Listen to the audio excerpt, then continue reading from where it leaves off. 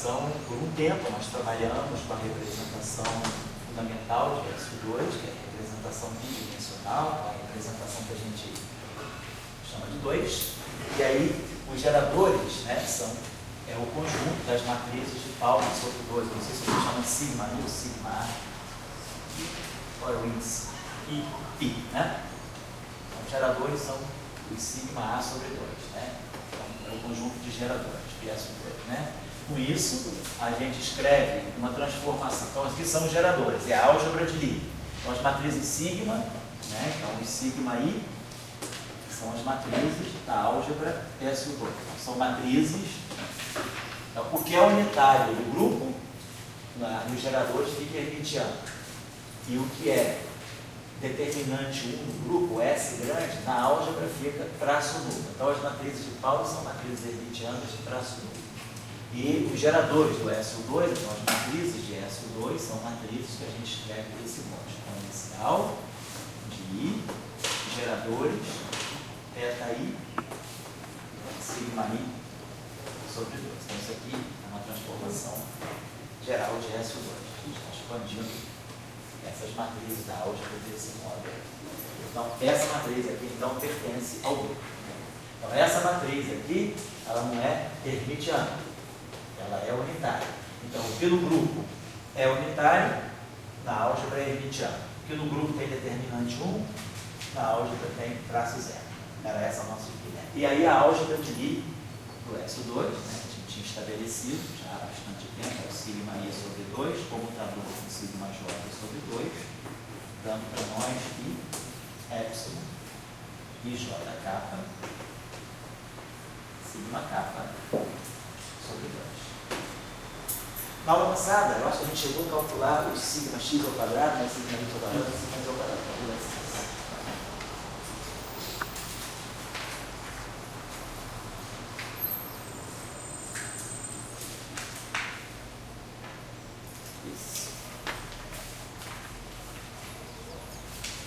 Vou colocar aqui para a gente fazer as comparações agora.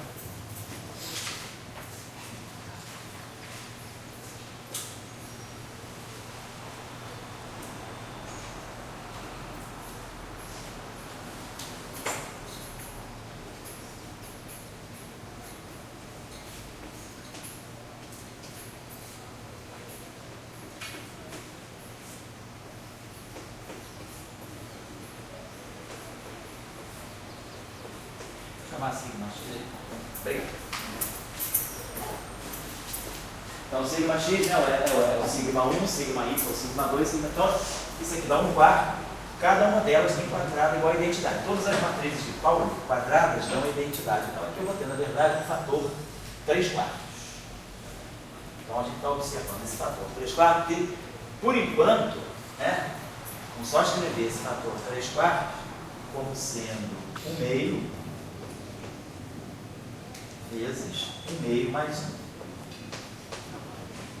Isso aqui é 3/4. Mas por que 1/2 que multiplica 1/2 mais 1? Nós vamos ver que esse padrão, ele é um padrão que se repete para S2. Né?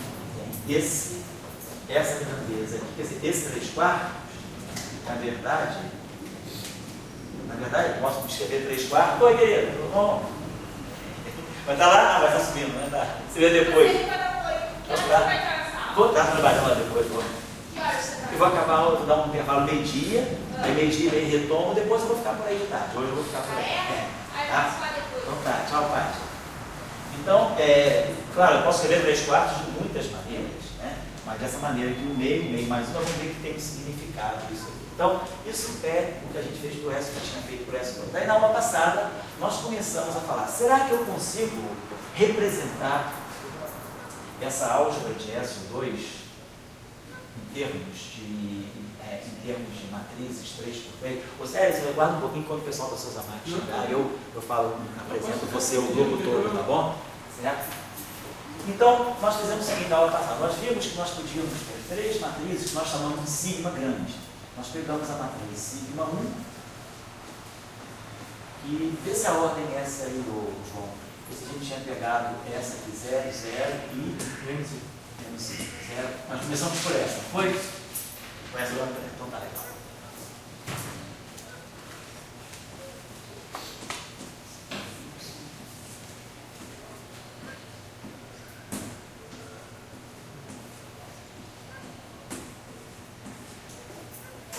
Esse mesmo vai conferindo aí, tá, João? Por favor.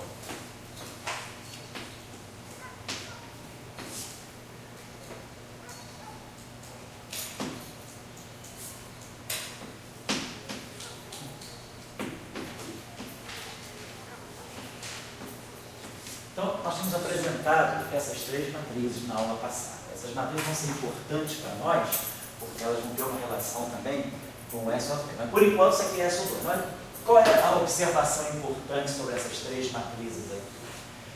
Todas essas três matrizes são hermitianas. Tá? Cada uma dessas matrizes é hermitiana. E cada uma dessas matrizes tem traço nulo.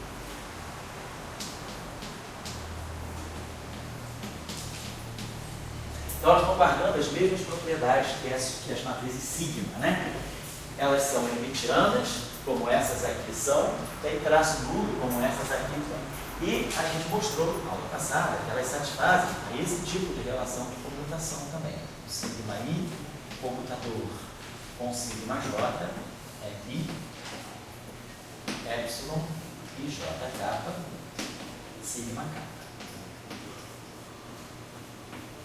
Então, é a mesma estrutura da álgebra de SO2. É essa estrutura aqui.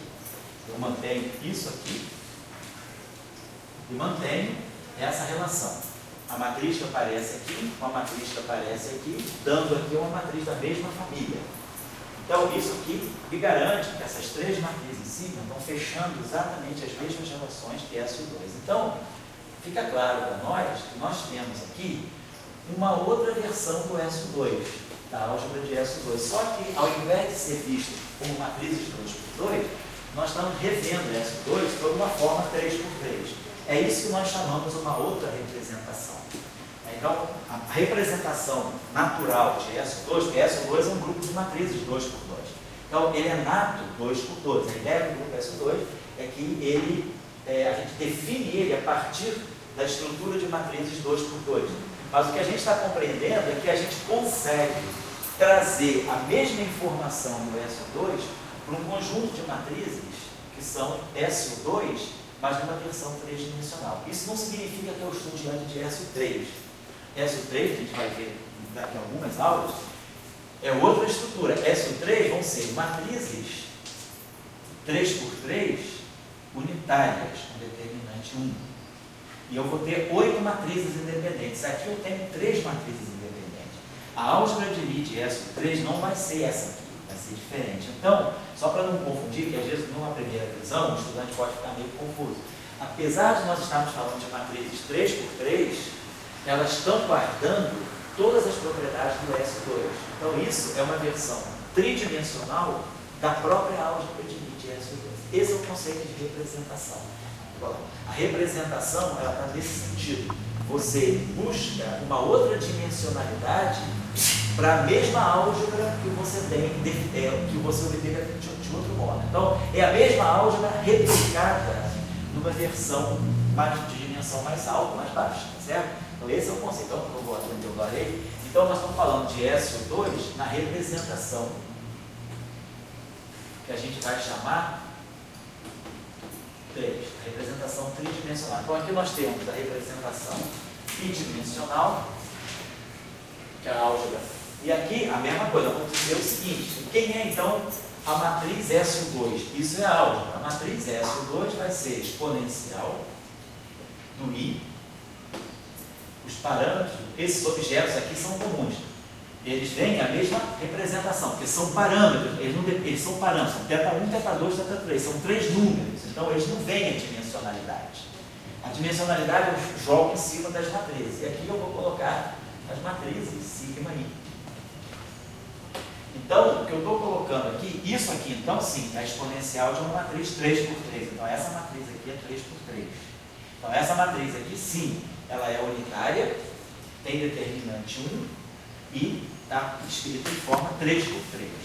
Que essas matrizes aqui são geradores. Então, quando eu vou para uma outra representação, eu mantenho a mesma estrutura do grupo. Eu mantenho o grupo como sendo esse conjunto de parâmetros e eu mudo apenas os geradores. Então, mudando a representação, na verdade, eu estou mudando a dimensionalidade dos geradores.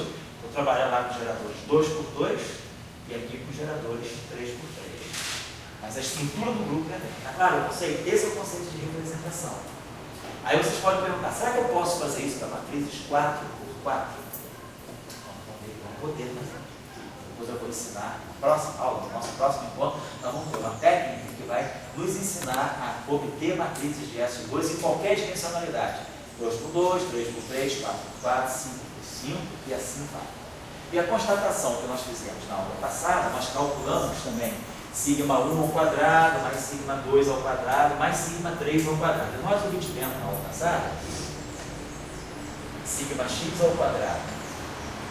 Observe outra coisa, aqui os sigmas não são sobre 2, porque para manter essa estrutura aqui, se fosse sobre 2, ia aparecer o fator 2 aqui, não é a mesma. Então, na representação bidimensional, ela está aparecendo justamente sobre 2. Na representação tridimensional, ela não tem sobre 2. E a motivação vai ficar mais clara a partir dessa relação que nós calculamos na aula passada também. Nós elevamos essas três matrizes ao quadrado, somamos todas elas e vimos que isso aqui dava.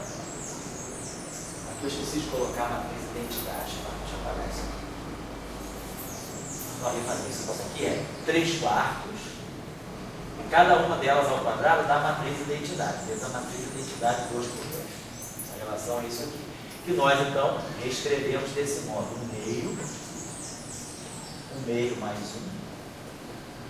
vezes a matriz de identidade 2x2. Aqui nós obtivemos na aula passada 2 vezes a matriz de identidade 3x3, obviamente. E esse 2, a gente pode escrever assim, ele é 1 que multiplica 1 mais 1. Esse aqui é 2 vezes a identidade. Por que eu estou fazendo isso? Só para mostrar a vocês que é uma estrutura que está se replicando. Esse número que aparece aqui, ele é 1 que multiplica 1 mais 1. Esse aqui é meio que multiplica meio mais 1. E esse meio está aparecendo aqui, no denominador. Esse 1 não está aparecendo, né? O denominador seria sobre 1. Então, na verdade, seria 1. Então, nós vamos ver o seguinte, mais à frente nós vamos entender que, na verdade, quando eu vou aumentando a dimensionalidade, quando eu for, por exemplo, pegar o caso 4x4, vamos ver que tem uma regra. Esse número que está aqui, ele vai sempre aparecer, à medida que eu for aumentando a dimensionalidade, vai aparecer sempre um número do tipo J mais 1. Esse J sendo sendo inteiro ou inteiro. Esse J pode ser meio, que é aquele caso lá. Esse J pode ser 1, que é esse caso aqui. Depois a gente vai ver que no caso quadridimensional, esse J vai ser 3 meios. 3 meios que multiplica 3 meios mais 1. 3 meios mais 1, 5 meios. 5 meios vezes 3 meios, 15 quartos. Vamos ver que está aparecendo 15 quartos. E outra coisa que a gente está observando é que isso aqui, por enquanto, é numerologia. Tá? Quase cartomancia. Então, não vou fazer ciência com isso. Mas a gente vai ver que tem esses números que estão surgindo na prova. E observe uma outra coisa. Qual é a dimensão daquele espaço lá? Aquele espaço lá são matrizes de Pauli, 2x2. Então, a dimensão desse meio aqui, a dimensão dessa dimensão aqui, essa representação, a representação é 2. Justamente, a dimensão dessa representação é 2. E 2, por acaso, é 2 vezes 1 meio mais 1. Então, a gente está vendo que a dimensionalidade é 2 vezes esse meio mais 1. Dá 2. Nesse caso aqui, a dimensionalidade é 3.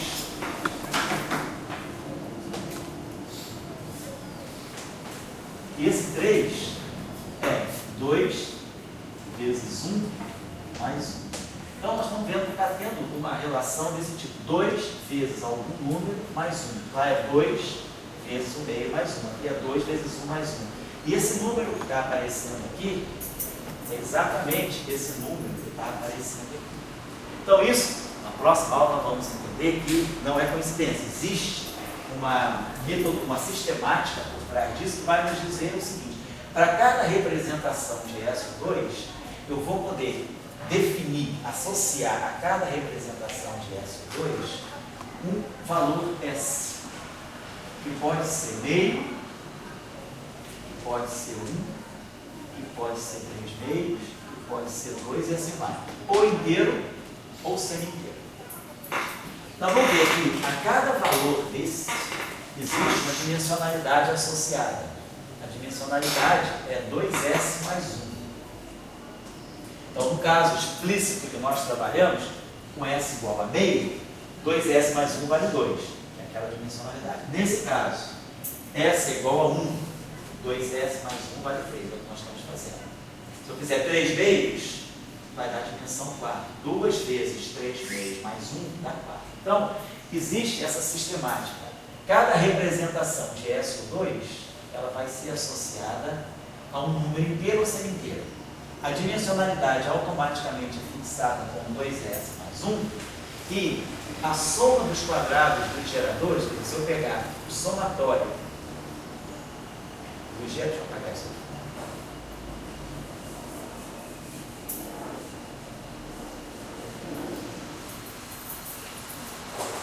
E o somatório dos geradores ao quadrado, se eu pegar cada gerador elevar ao quadrado, como eu tenho feito ali, e somar, eu vou ter no final do dia um número S, que multiplica S mais 1, vezes a matriz identidade daquela representação. Mas a matriz identidade dessa representação vai ter essa dimensão. Vai ser 2S mais 1. No caso meio, dá uma matriz identidade 2 por 2. No caso S igual a 1, vai dar uma matriz identidade 3 por 3. Então, esse número aqui vai desempenhar um papel importante também. Então, isso é uma sistemática que vai acontecer com o grupo SO2. Então, eu vou tratar agora. Esse número aqui, a gente chama, esse número S, seria o que a gente chama de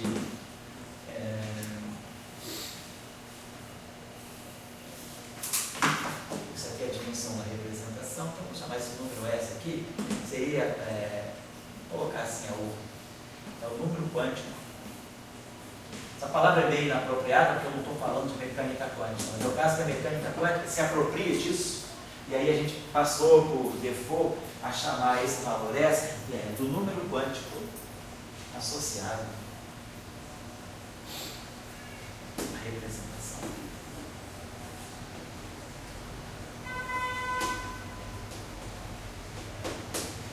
Então, o grupo SO2 ele é classificado dessa maneira. Então, nós vamos associar que para cada valor de S,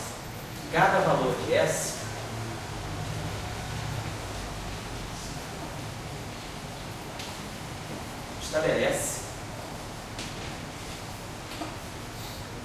o que chamamos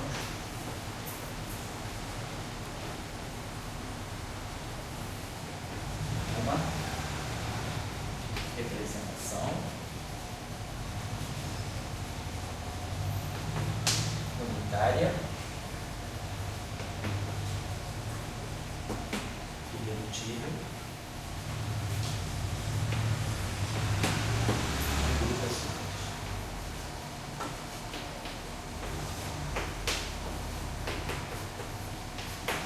conceito é a representação unitária irredutível. E isso vai acontecer para todos os grupos de Lie. Oi, tudo bem? Só que dependendo do grupo de Lie, eu vou ter que dar mais de um número. O grupo SO2, ele basta dar o S. Dando S, a gente vai entender, estou só anunciando o resultado. Nós temos dois exemplos explícitos e nós queremos, a partir desses dois exemplos explícitos, perceber uma sistemática. Na próxima aula nós vamos entender como é que essa sistemática sai automaticamente. Mas o que nós vamos entender é que existe um único número. Dando o valor dele, eu seleciono a representação de S2. Então, quando isso acontece, a gente diz que o ranking do grupo é exatamente o número de parâmetros que eu preciso dar para fixar uma representação. Então, no caso de S2, basta dar o valor de S que eu determino a representação. Então, a gente diz que o grupo S2 ele tem ranking 1. O S2, então, esse S, quer dizer, o S, ele está associado ao que nós chamamos do ranking. Então, o ranking de S2 é igual a 1. Não é a dimensão. S2 é um grupo com 3 geradores. Tem 3 geradores, mas ele tem ranking 1. Basta dar um número, que é inteiro ou semi-inteiro, e com aquele valor eu sei exatamente que representação. Se eu der o valor 2, então, se eu der o valor 2, eu sei que eu vou ter que buscar matrizes com dimensão 5. 2 vezes 2, 4. Se o S for 2, eu vou ter que procurar matrizes 5-dimensionais. Essas matrizes 5-dimensionais, os geradores dela vão se somar para dar 2 vezes 3, ele vai dar 6 vezes 1. E aí eu vou achar 3 matrizes, 5 por 5, elitianas, de traço nulo, que fecham exatamente essa relação. E aí eu estou dizendo, eu estou trabalhando com a representação S igual a 2 de S2. Em física, em mecânica quântica, esse S vai fazer exatamente o papel do estudo.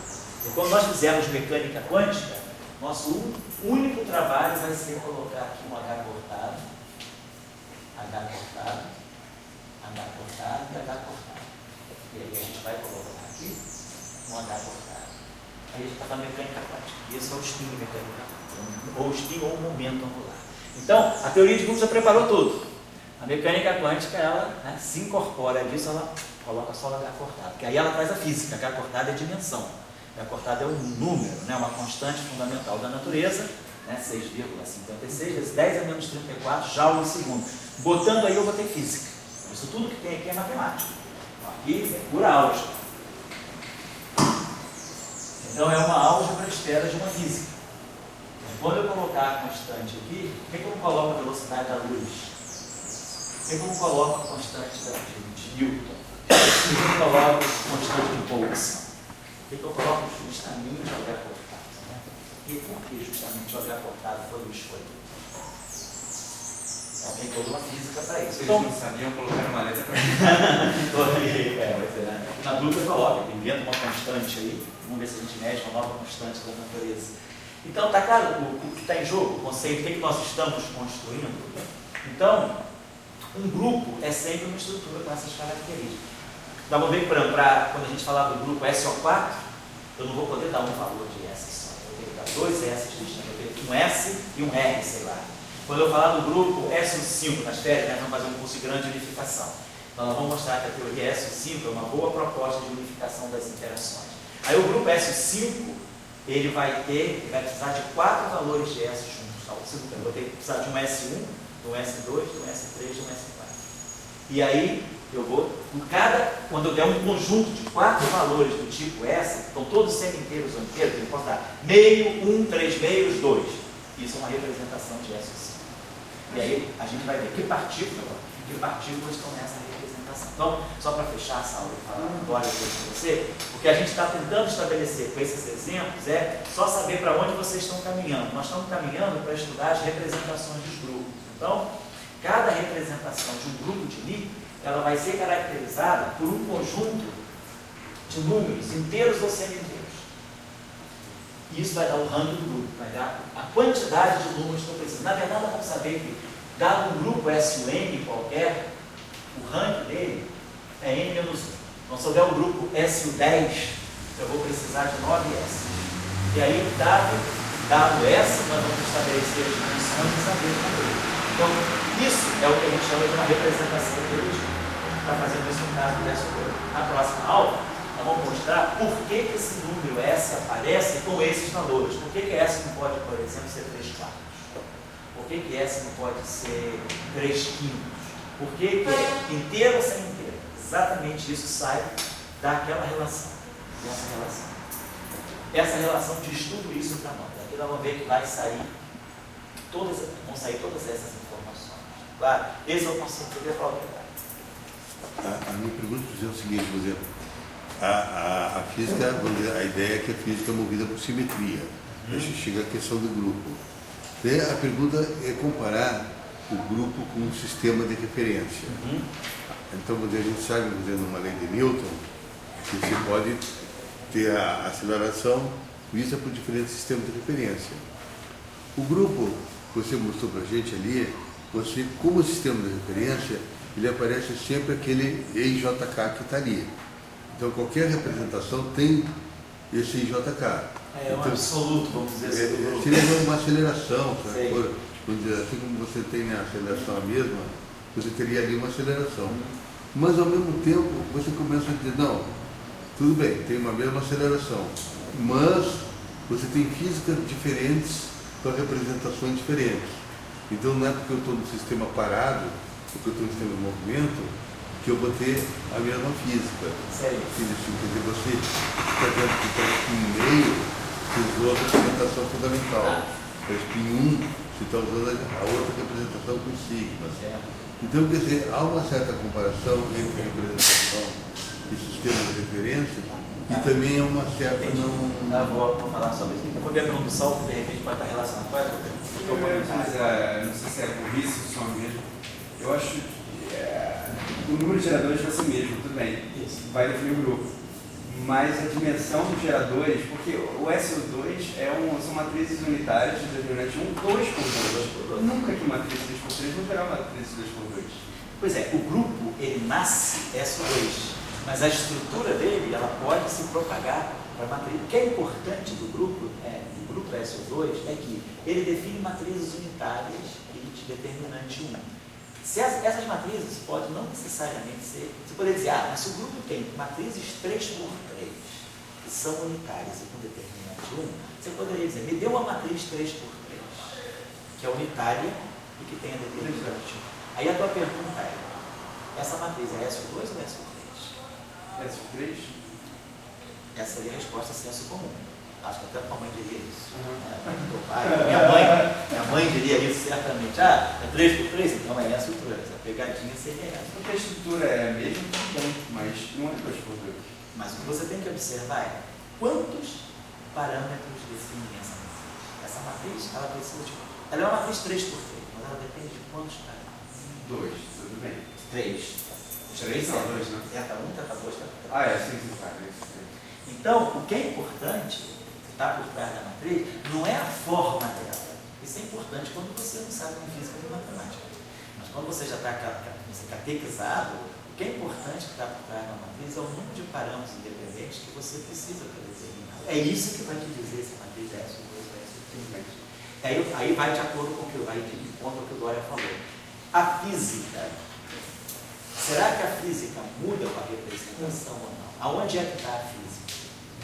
A representação, ali, eu tenho matrizes 2 por 2. Aqui eu tenho matrizes 3 por 3. Mas, quantos parâmetros eu determino? 3 parâmetros. Teta 1, teta 2, teta 3. Aqui, teta 1, teta 2, teta 3. Então, a física não muda com a representação. A física é a mesma. A física, quem está controlando é SO2. Quem está controlando a simetria é SO2. O que muda com a representação é, por exemplo, a categoria de estados, se for mecânica quântica, a categoria de configurações, quantas configurações do sistema podem ter aqui o mesmo valor da energia. É isso que está em jogo aqui. Quando você muda a representação, você está mudando os grupos de partículas ou os grupos de estados que podem ter quantas partículas você tem com a mesma massa ou quantos estados quânticos você tem com o mesmo nível de energia. É isso que está em jogo quando você muda a representação. Mudar a dimensionalidade significa mudar o conjunto de objetos que compartilham a mesma energia. Só que para partícula a energia é massa. Então, a física não muda. Ou o spin, a física não muda. A física, quando você dá um grupo, você dá a simetria, você estabeleceu a física. Por exemplo, QCD, ela é cromodinâmica quântica, física de interações fortes, física de quartos. A simetria é SO3. Então, a física é SO3. Então, a física dos quartos é SO3. Se eu tenho 3 quartos num triplete, ou se eu tenho 6 quartos no sextete, ou se eu tenho 8 quartos no octete, a física é a mesma. Eu só estou mudando o número de quartos. Mas o que vai governar a física entre eles já é a simetria SO3. Por exemplo, nas interações práticas. Nós temos duas palavras aí. Uma é a física, outra é a simetria. Isso. A simetria é a mesma, isso ninguém discute. Quanto à física, é que se discute. Será que é física? Numa você tem o spin 1, no outro você tem spin meio. Isso. Então não é a mesma física. É a mesma física. É a mesma física. Você e teu irmão têm o mesmo sobrenome. Vocês são muito diferentes. Vocês têm o mesmo sobrenome. Então, é a mesma estrutura. São representações distintas. E o que faz vocês interagirem? Sobre o nome de vocês. Vocês interagem porque vocês são da mesma família. Então, a mesma coisa aqui. Spin 1 é uma representação. Spin 2 é outro. Mas quem vai estabelecer a interação entre o spin 1 e o spin 2 vai ser o S2. A física, eles compartilham a mesma física, apesar de eles serem representações distintas. Então, por exemplo, na física nuclear, você pode ter π+, π0 e menos. 3 π, numa representação triplete de SO2. Depois eu posso ter próton e nêutron, duas partículas, numa representação duplete de SO2. Então eu posso ter o próton e o nêutron na representação 2 e os mesons π na representação 3.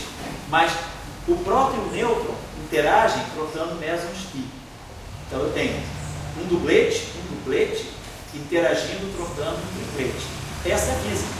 Então a física do triplete, ele compartilha a mesma física com o duplete. Ele que vai fazer a mediação da interação entre os dupletes. A física é a mesma. Agora, eu tenho um grupo de 3 partículas, eu tenho uma família, eu tenho outra família. É isso que eu Mas quando você trata o problema interagente, você tem que escolher uma representação. Não, até mais, vamos fazer representações em interação. Então, quando você pega um problema interagente, você não está falando da auto-interação. Você vai ver, por exemplo, eu vou querer interagir o duplete com o triplete. E aí, como é que o duplete interage com o triplete? Eu vou ter que construir uma invariante de SO2. Boa pergunta, vamos poder fazer isso agora. Por isso invariante também. Por isso invariante também. Tá, então, a física, ela está ligada à simetria. Uma simetria define uma física. Por exemplo, o problema do campo central. Todo mundo sabe, quando a gente estuda movimento planetário, né? Força gravitacional, né? A força do centro de gravitação, nesse caso a estrela, Sol, e os planetas. As órbitas são dadas pelas as órbitas elípticas, aí segundo, né, a lei de Newton e as leis de Kepler. O que é conservado? Qual é a grandeza que não... Por que a gente tira que o movimento é planar? Por que os planetas se movem em movimentos planares? Por causa da conservação do momento angular. Então, o que está em jogo aí é a conservação do momento angular. E a simetria é essa 3. O campo é central. Ele só depende da distância. Então, a simetria é... O que depende só da distância é invariante rotacional. Eu posso fazer qualquer rotação, se eu tiver o planeta aqui, aqui ou aqui, em qualquer ponto da órbita circular, a interação dele com o Sol é a mesma, porque ele está à mesma distância. Então, eu tenho um problema de simetria rotacional. Então, a física, ela é a simetria, que por sua vez é o grupo. Agora, esse grupo admite diferentes representações. Então, as diferentes representações são os diferentes objetos que sofrem aquela interação. Então, por exemplo, eu posso ter o próton e o nêutron num duplete e os 3 mesons num triplete, todos sofrem interação forte. Então, a interação é a mesma para todos. A física é a mesma, a interação forte. Agora, o duplete e o triplete têm representações distintas da mesma simetria. Então, eles são objetos que sofrem a mesma interação, mas são objetos distintos. O próton e o nêutron têm spin meio, os mesons têm spin zero. Então, são partículas distintas que sofrem a mesma interação. Esse é o conceito de representação. A representação, ela em física, está associada às partículas. E a simetria e o grupo estão associados à física que aquelas partículas experimentam, a interação que aquelas partículas experimentam. Esse é o conceito. Oi? A partícula quem é associada? As partículas são associadas às representações. Quer dizer, o grupo, a simetria, é a interação, é a física. As partículas são as representações. Então, diferentes representações são diferentes partículas, mas elas experimentam a mesma física. A física é a física das interações fortes. É SO3, é SO2, não importa. Tem que para falar. Está claro o conceito? Esse é o conceito que a gente está colocando no jogo aqui. Então, quando a gente mudar o grupo, a gente vai estar mudando a física. Quando eu mudo a representação dentro do mesmo grupo, eu não mudei a física. Eu mudei a partícula. Você diria que não muda, não. É que eu passo de próton e nêutron, mas aqui. Mudo mesmo, fala. Numa linguagem de ciclo básico, eu diria que a simetria é mais importante que a constante da interação. Constante da? Tem uma interação de Coulomb, gravitacional, então ela que media a interação. Ela dá a intensidade da interação. Né? Agora você diz que mais importante do que a assinatura da interação está na simetria. Eu diria duas coisas.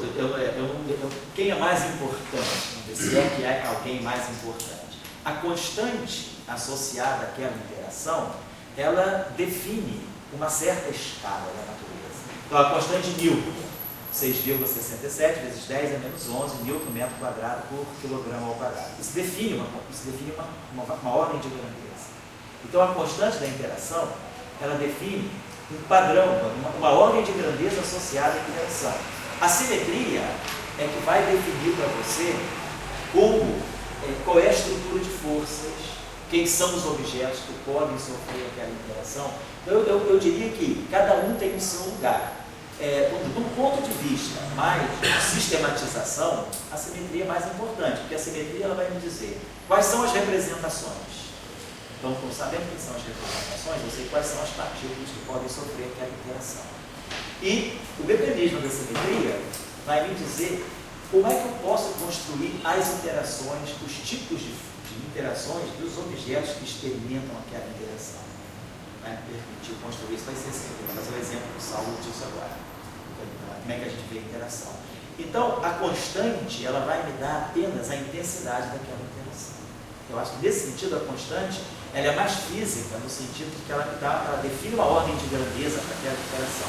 Mas a simetria, ela define os objetos sujeitos àquela interação e como aqueles objetos interagem. O detalhe da interação. Eu acho que eu colocaria desse modo. Então, as duas coisas são complementares. Vamos dizer, uma pessoa que faz fenomenologia, o que define a interação é o número quântico. Então, ele tira dali uma coisa que se conserva no lado esquerdo, no lado direito da ação energética. Mas, na verdade, o próprio número quântico vem da simetria. Quer dizer, quando você tem uma interação e você sabe quais são as cargas, aquela interação ela acontece por quais cargas? Interação gravitacional, qual é a carga? É a massa. Interação eletromagnética, qual é a carga? É a carga elétrica.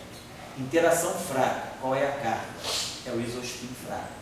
Interação forte, quais são as cargas? É a carga de cor. Então, cada interação tem as suas cargas. Essas cargas são os números quânticos. E quem define esses números quânticos é a simetria. Então, a simetria é... Acho que o Frank tinha uma coisinha para falar. Só desculpa, eu tinha acabado agora, falou? Então, mas digamos, essa questão, cada interação tem sua carga. Isso. E cada carga é definida por um número quântico. Associada ao número Associado quântico. ao número quântico. Tá. Agora, a questão que vem justamente, vamos dizer, você, o número quântico carga elétrica, você faz certas coisas. Mas, de repente, vamos dizer, a física não funciona mais assim. A física funciona, olha, eu tenho uma simetria, a minha pergunta é a simetria vir antes do número quântico ou vir depois? Que tipo de confusão cria? Depende, agora é uma questão, assim, aí depende da história e da sociologia. Por quê? Porque depende da época que você está fazendo física. Quando você estava fazendo física, lá na década de 20, na década de 30, você estava chegando ao número quântico antes da simetria. Então, na década de 20, descobriu-se o spin. Depois você entendeu que o spin estava associado ao SO2. Na década de 30, você estava fazendo interação fraca. Então, você compreendia que tinha alguma carga que estava sendo conservada em algumas interações. Mas eu não sabia qual era a simetria. A simetria das interações fracas só ficou clara na década de 50. Hoje, a gente já tem um ponto de vista um pouco diferente. A gente parte de uma simetria por algum tipo de argumentação, né? E você prevê números quânticos e você prevê interações a partir da simetria. Foi um pouco, a coisa se incorporou. Nós nos acostumamos tanto à ideia de simetria que hoje a gente, por exemplo, a teoria SO5, ninguém sabe se SO5 realmente é uma simetria da natureza. Mas a gente hoje tem uma formulação, tem uma teoria grande unificada que unifica as interações eletrofracas, eletromagnéticas fracas e fortes num único grupo, numa única simetria que é SO5. E SO5 faz a previsão de 4 números quânticos. Então, a questão é, o período da história eu estou. Eu estou fazendo uma física eminentemente teórica para depois ir ao experimento. Então, eu estou na era de Dirac ou eu estou na era de Rutherford, onde eu faço o experimento e depois eu vou buscar a teoria. Então, depende. Então, na história da física, né, no desenvolvimento da física do século XX, tem um pouco essa confusão. O que vem na frente? Num período, uma coisa vem na frente, no outro período vem a outra. Num período, vinha o número quântico. Todo mundo entendeu a carga elétrica antes da simetria 1. A gente só conseguiu ver que a simetria das equações de massa era uma simetria de calibre associada a um grupo SO2 ou 1, bem depois da descoberta da carga elétrica e bem depois da descoberta do momento magnético.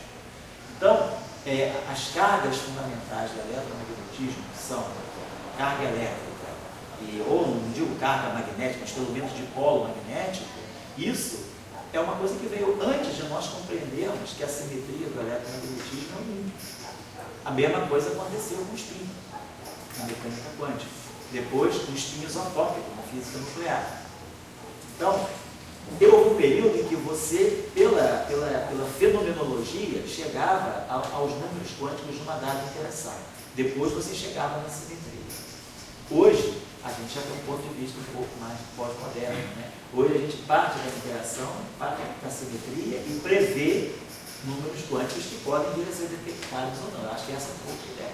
Por exemplo, o LHC tem uma agenda super pesada, super densa, de novos números quânticos que poderão vir a ser medidos. A matéria escura.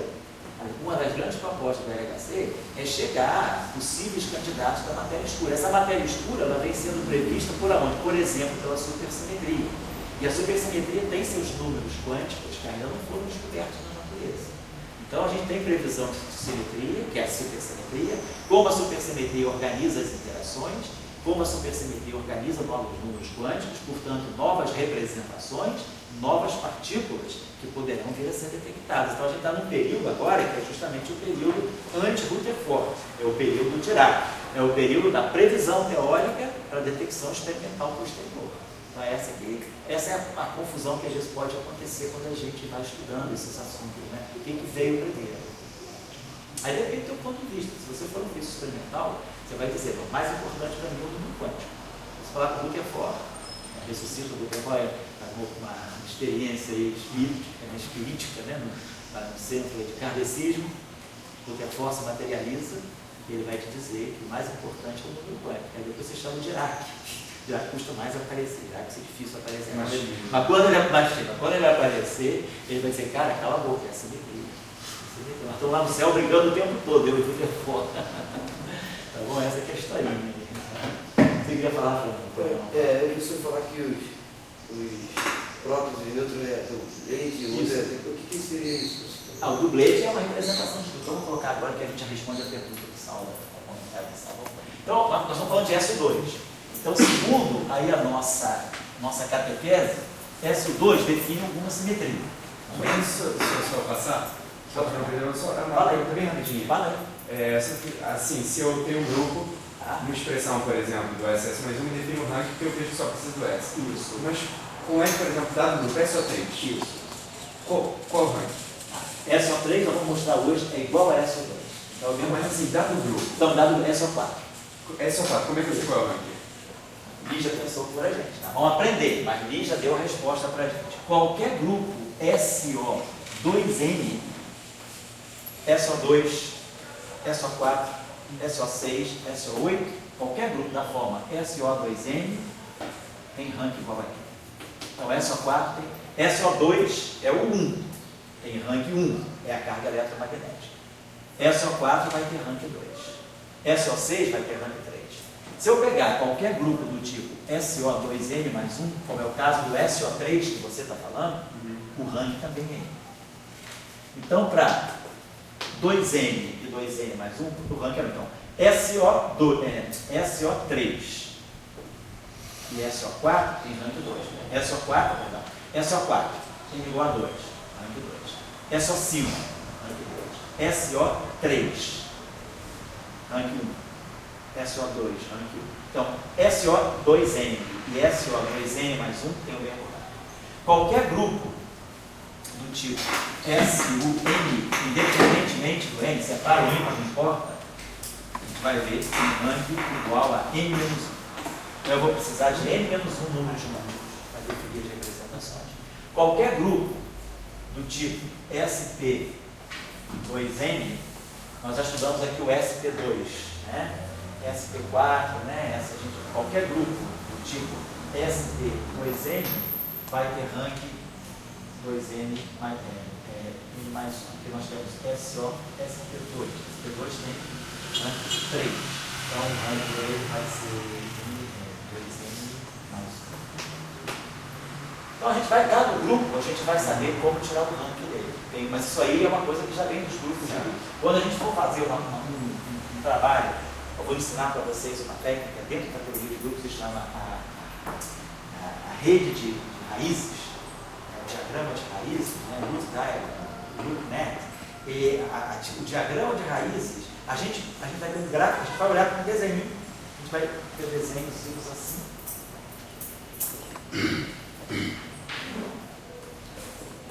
Olhando desenhozinho assim. A gente olhando com as figurinhas assim, a gente já vai saber qual é o rank do grupo, a gente vai saber tudo sobre o grupo. Essas figuras, a gente vai criar o que somos chamados de diagrama de Dicke. Então, com a rede de raízes, né?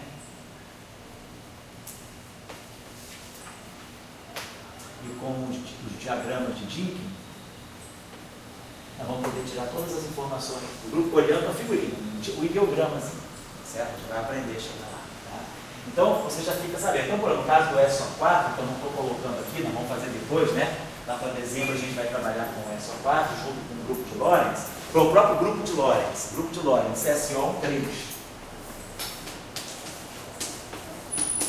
Então não importa, ele tem uma dimensão temporal e 3 dimensões espaciais, mas no fundo ele é um SO4. Ele é um SO4 disfarçado. Então se ele é SO4, ele tem rank 2. Então de fato, quando a gente estuda as representações do grupo de Lorentz, aparecem aqueles dois números e J.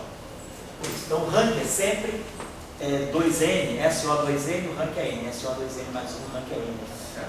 E ali, por exemplo, se eu pego o somador de geradores ao quadrado, é proporcional a 2S mais 1. Isso, então, S mais 1, o gerador. Mas a identidade 2S mais 1. A identidade, a dimensão. Que é a dimensão.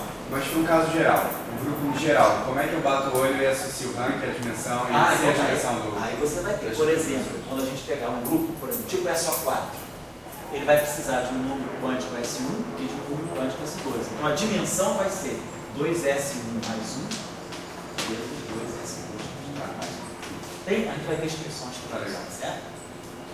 Então todo grupo SO é rank N?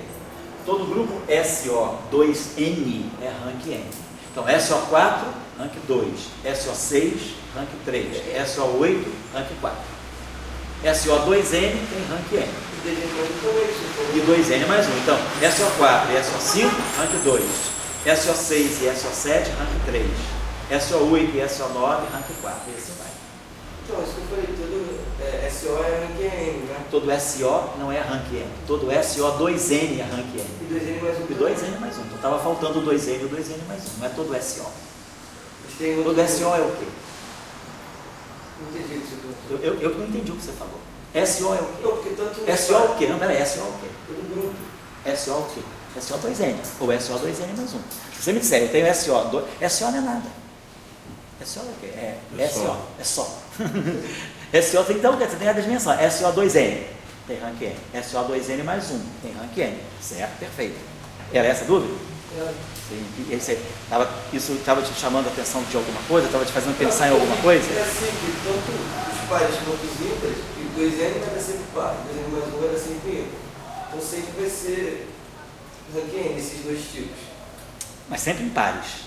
2N e 2N mais 1. Se você pegar 4 e 5, rank 2. Isso. 6 e 7. Mas não é que você pode... Não é N para qualquer SON. É N para o SO2N e é N para o SO2N mais 1. É isso. Isso te inquieta um pouco?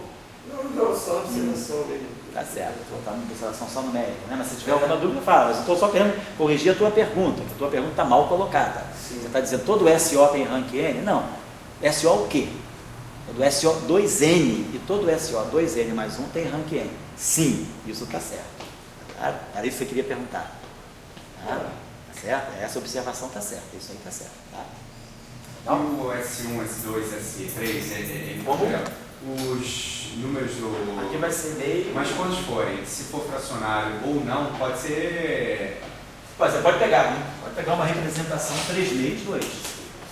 Certo, mas assim, é fracionário ou inteiro? É semi-inteiro, ou inteiro ou semi-inteiro. Que eu achei que isso saísse da álgebra, por exemplo, do Sai da álgebra. S2. Sai da álgebra. Mas outro grupo pode ser outra álgebra. É porque o SO2, ele é o grupo mais alimentar, ele está dentro de todos os grupos. Na verdade, a gente vai ver, tem sempre alguns SO2 metidos dentro desse grupo. No fundo, a coisa funciona um pouco assim. O SO2 é quase que o DNA dos grupos de Lie. Mas pode ser alguém diferente.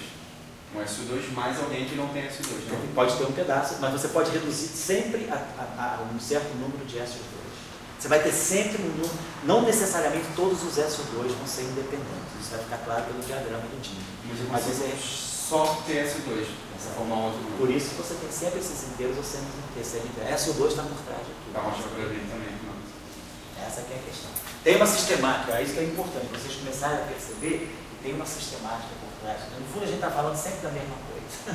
No fundo, por isso que eu digo, tem que saber bem SO2. Se o cara sabe bem SO2, o cara se garante bastante em teoria de grupo. Isso é um paradigma fundamental para a teoria de grupo, saber bem isso. A gente sabe, sabendo bem o oscilador harmônico, você consegue sobreviver em física por um tempo muito longo. O que você faz em física que foge muito do oscilador harmônico? Quando você vê, você faz tudo quando você vê, cai no oscilador harmônico. Vai estudar fórmulas, cai no oscilador harmônico. Vai estudar plasmas, cai no oscilador harmônico. Vai estudar mecanismo de Higgs, você cai no oscilador harmônico. A física toda, cara, tem em cima de oscilador harmônico. Se você souber o oscilador harmônico, você tem física para até se aposentar. Pode ser a mesma física, pode ser uma física meio pobre, né? Mas não, você consegue sobreviver às custas do oscilador harmônico. Tá? E as custas do SO2 também, a gente tem uma sobrevida bem longa. Tá? Não significa que a gente tem que saber só SO2 e o oscilador harmônico, claro, né? Mas isso aí te dá assim, um sustento bastante longo, tá certo? Tá, fala aí. Você então estaria nos dizendo, vamos dizer, que para vamos chamar assim, a teologia atual, a física se inicia pelo grupo. Eu diria isso. Eu acho que sim. Eu acho que a gente pensa sempre isso. Medindo lá, carga, batendo, tudo Isso, assim, tudo. LHC. Empurrãozinho para lá, mão bomba para cá. Tudo se dizia, não, pode botar mão bomba que você quiser, mas a minha teologia é o seguinte, do grupo. S2 é uma, S3 é outra. Qualquer física que a gente está fazendo hoje, ela está baseada em simetria. Tudo vai ter física mais fundamental. Se a gente vai, por exemplo, para teoria de cordas, simetria. Se a gente vai para loop e quantum gravity, simetria. Se a gente vai para Horava Lifshitz gravity, simetria. Qualquer física que a gente está fazendo hoje, a base dela é a simetria. Se a gente vai para matéria condensada, você vai hoje falar dos materiais novos, fala de supercondutividade, isolantes topológicos, supercondutores topológicos, efeito Hall quântico fracionário, efeito Hall quântico anômalo. Tudo está ligado a simetria. Está todo mundo buscando simetria. Mas, digamos, existe até a simetria evoluiu-se para isso, né? Porque a simetria sempre forma um absoluto, uma referência para você fazer as coisas. Agora tem uma outra coisa que diz, bom, agora, dado o meu grupo de simetria, quando lá para o Newton, ele queria saber da massa dele, umas coisas do tipo, o outro queria saber da carga elétrica, que dava choque. Então o cara ia ver lá o spin que acontecia, assim, ia ver coisas que estavam acontecendo sendo na natureza. Você estaria dizendo, não, agora não, agora eu vou pegar meu grupo de simetria, vou pegar uma folha de papel em branco e botar SO2, entendeu? E daí vai ter espinho, vai ter tudo isso aí. Assim, Então, mas é o seguinte, a simetria, a natureza não é o que ela é, o que eu quero, é isso que você está dizendo, né? Eu faço a natureza fazendo o meu grupo, é isso que você está dizendo, né? É um pouco o que está acontecendo, é por isso que a Rutherford não gostava, a Rutherford esbravejava contra Dirac um pouco por conta disso, porque me deu um grupo, me deu uma simetria que eu faço um monte de física. A Rutherford diria, não é assim que se faz física, a física sai do laboratório. Segundo Dirac, não, a física vai para o laboratório, ela não sai do laboratório. Então é um pouco isso, essa visão, né? Eu não estou dizendo que estou catequizando ninguém, eu estou dizendo que é um modo de trabalhar. Ou você escolhe uma simetria por alguma, mas claro, você tem que ter razões, motivações muito claras, baseadas em alguma fenomenologia, para dizer, não, meu grupo é SO45. vou escolher o SO45 porque a razão deve ser essa, tem um tal fenômeno que se adapta, aí você faz toda a física com SO45. Você tem que ter uma boa motivação, mas aí você gera uma física grandiosa a partir do SO45. É uma postura.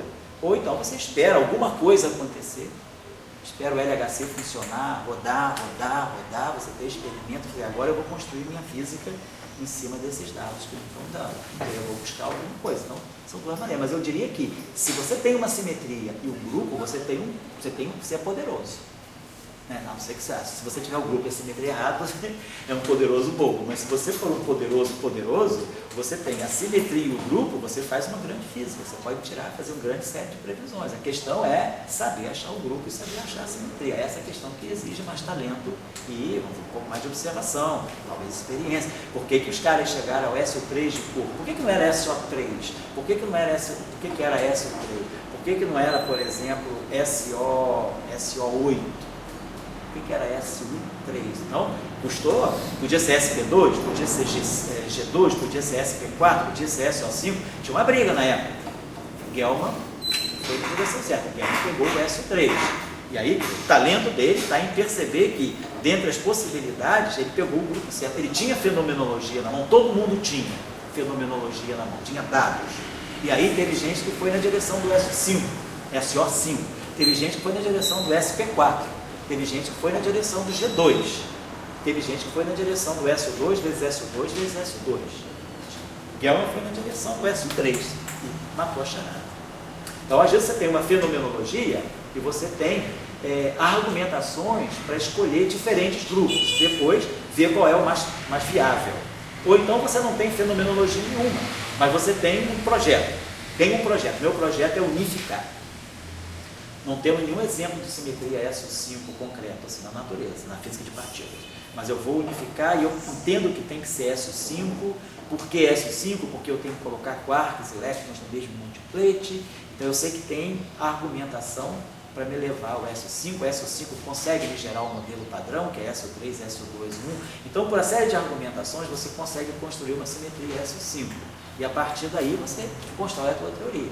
Você diria então que mais ou menos que Deus deu para a gente a trindade e falta a gente escolher o grupo agora. Vamos dizer, a trindade está onde? Está no SO3? Está no SO3? Está no SO2? Está no S1 vezes 1 vezes 1? Certo? Então, Deus deu a natureza. Saulo, você agora é o... As estrelas estão desse lado aí, cara. Agora está cobrando uma resposta aí. O João responde. João, foi para o Rutherford que o Dirac falou da equação, né? Foi, cara. O Rutherford falou com o Dirac. Não foi o Dirac que falou para o Rutherford. Eles estavam brigando, aí ele fechou dizendo, o Dirac encerrou a discussão dizendo, eu tenho uma equação. Você tem uma simetria, aí tu vai encaixar de acordo com o grupo, de acordo com as suas observações. Certo? Mas não tem. Como você vai saber qual grupo escolher? Pois é. Dada simetria? Ou você tem duas razões. Ou você tem uma certa fenomenologia que te ampara. Por exemplo, vamos olhar para a física nuclear. Esse exemplo que eu quero trabalhar faz um pouco o que o Frank e o Saulo falaram. Por exemplo, eu tenho prótons e nêutrons. Eu observo. Quem tem o PDG aí? Tem o PDG aí? Tem? Não tem não. Alguém tem o PDG na bolsinha? online. Não precisa pegar lá. Pensa ali, alguém tem na mochila aí? Não, né? Nem você, Patrícia. Eu tenho batom, mas não tenho o PDG. Nem batom. Sabe qual é o site só? www. José, vamos rápido. O Fluminense são 3 cores. Então, o Fluminense é S3. O Fluminense tem tudo para ser S3. PDG, claro que eu dei para o grupo. É no Lawrence Berkeley Laboratory, LBR. Você pode entrar no site do Slack. Professor, Oi? todo ano vem aquela bíblia lá da Physical Review. Vem, todo ano. E vem um pequenininho também para você botar no bolso. Você já fez a inscrição? Já chegou. Chegou pequeno? Chegou. Chegou ontem pequeno? Tudo. Chegou tudo? Você ganhou o tijolão também? Uhum. Você teve coragem de pedir o tijolão, cara? Chegou para você ontem, né? Chegou. Legal. Fala aí. Vai demorar um tempinho, melhor vocês... Então, olha só. Por exemplo, você pode o próton e o nêutron. Então, a gente vê o seguinte. O próton e o nêutron têm interações fortes. Achou? Slack não funcionou. GDG, qual é o... É HTTP. Bota no Google, bota PDG. Então como que não Vai está fazendo um negócio de empresas? Vai também, que é no Slack. É que é mais fácil entrar pelo grupo, porque o site do Slack é tão grande, achou aí? Agora vai achar. Então eu vou começando aqui. Então o próton e o nêutron estão aqui. Eles têm massas muito próximas. Né? A massa do próton é aproximadamente, vamos colocar a situação que o João colocou e que vocês também colocaram. A massa do próton é aproximadamente 938 MeV por segundo.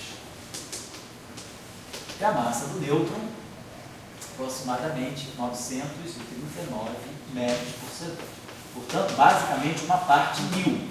Tem uma diferença de 0,1% praticamente. Depois nós temos os mesons π. Π+, π0 e π-. Eles são sempre organizados em estados de carga decrescente. Carga positiva, carga nula. Carga positiva, carga nula, carga negativa. Esses mesons aqui, todos os três juntos, eles têm massas na faixa de 135 MeV. A diferença é pequena também. Eu acho que o P mais e o P menos tem uma massa na faixa de 135 e o P0 na faixa de 138, algo assim. Mas está lá.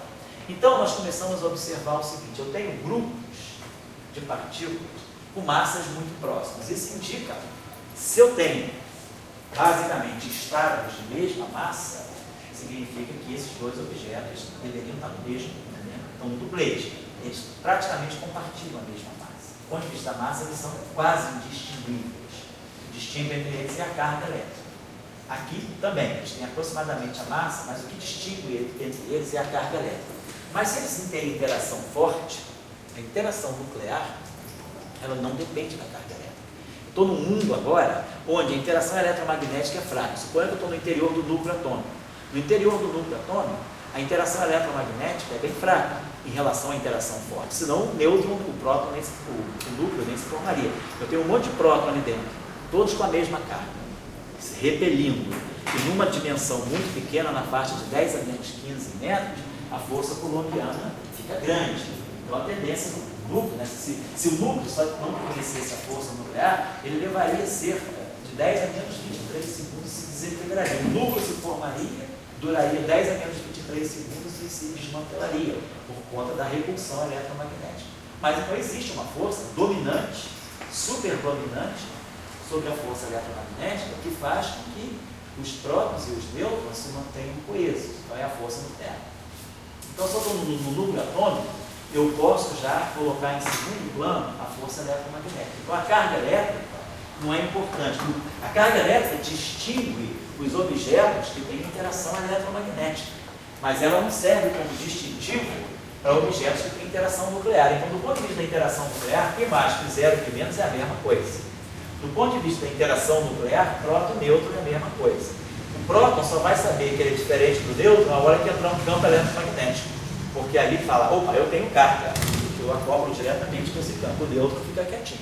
Então o campo eletromagnético distingue, mas a interação nuclear não. Então, do ponto de vista da interação nuclear, esses objetos eles são indistinguíveis. Então, por isso que eles formam o duplete e o triplete. Agora, aonde é que eu tenho duplete e aonde eu tenho triplete? Por exemplo, nós vimos o grupo SU2, ele tem uma representação bidimensional, que é onde eu posso botar o duplete, e o grupo SU2 também tem uma representação tridimensional, que é onde eu posso botar o triplete.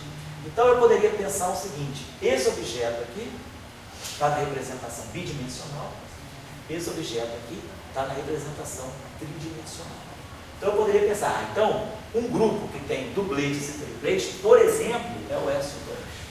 Então, eu poderia, será que eu posso construir uma física que vai acoplar prótons e nêutrons, vai fazer com que prótons e nêutrons interajam, trocando mesons π? Essa era um pouco a ideia de Yukawa, em 35.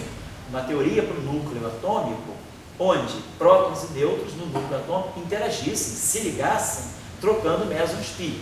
Hoje a gente sabe que não é mais essa a representação que a gente tem hoje, a gente fala de quartos.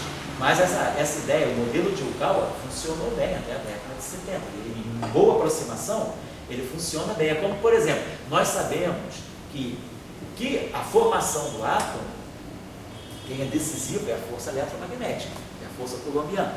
Mas quando a gente estuda ligação molecular, as ligações moleculares são forças de Van der Waals.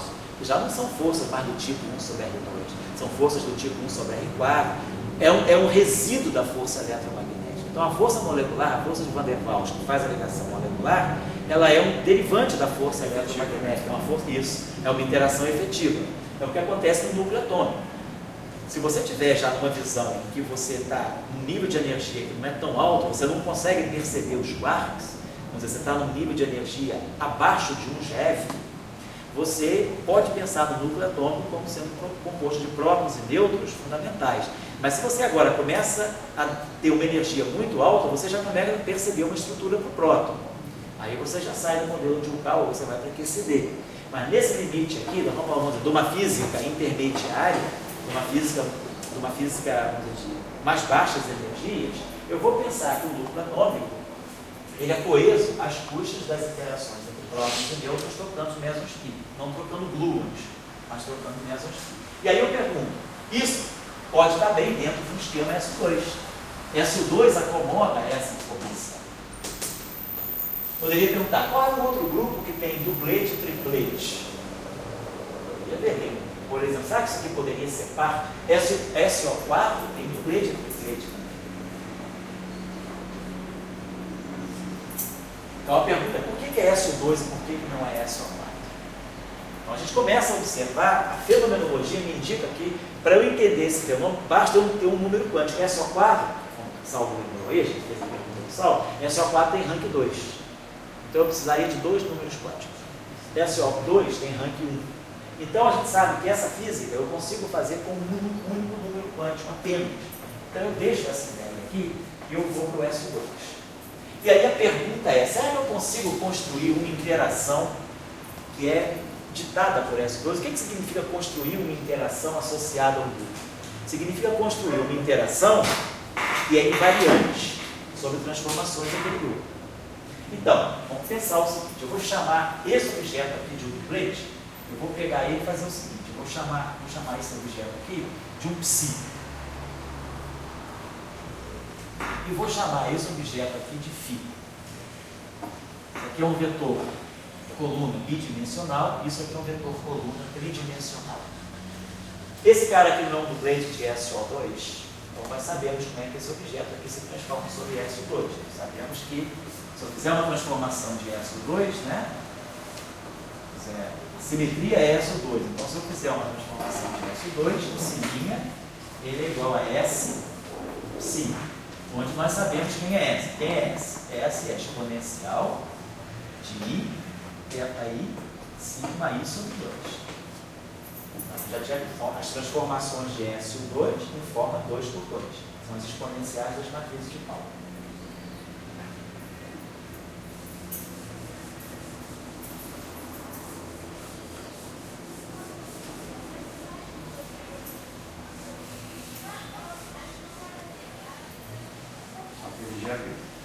Oi?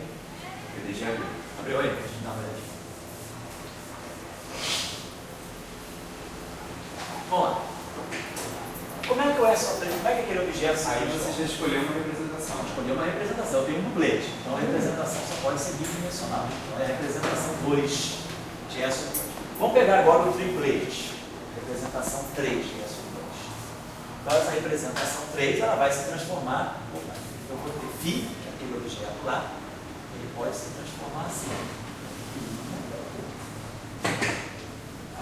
Vai ser uma matriz R, também, né?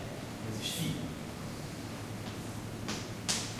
Onde R vai ser exponencial de I, mesmo θ I, só que ele fez matriz em sigma I. Então isso aqui é a transformação de SO2 atuando em cima do triplete. Isso aqui é a transformação de SO2 atuando em cima do duplete. Essa é a transformação que eu quero. Vamos, alguém tem caderno completo desse curso aí para dar uma olhadinha lá atrás? Sim, tem as aulas anteriores. Desde que a gente começou essa já. Para ver se eu dei essa relação para vocês. A gente estuda essa coisa aqui.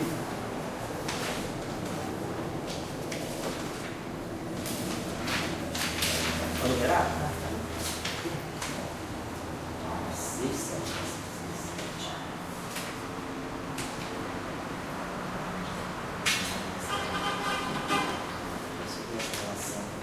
eu ia dar essa relação hoje. Eu estava pensando se eu já tinha dado essa relação para vocês ainda. Então, deixa eu acertar um pouco coisinha.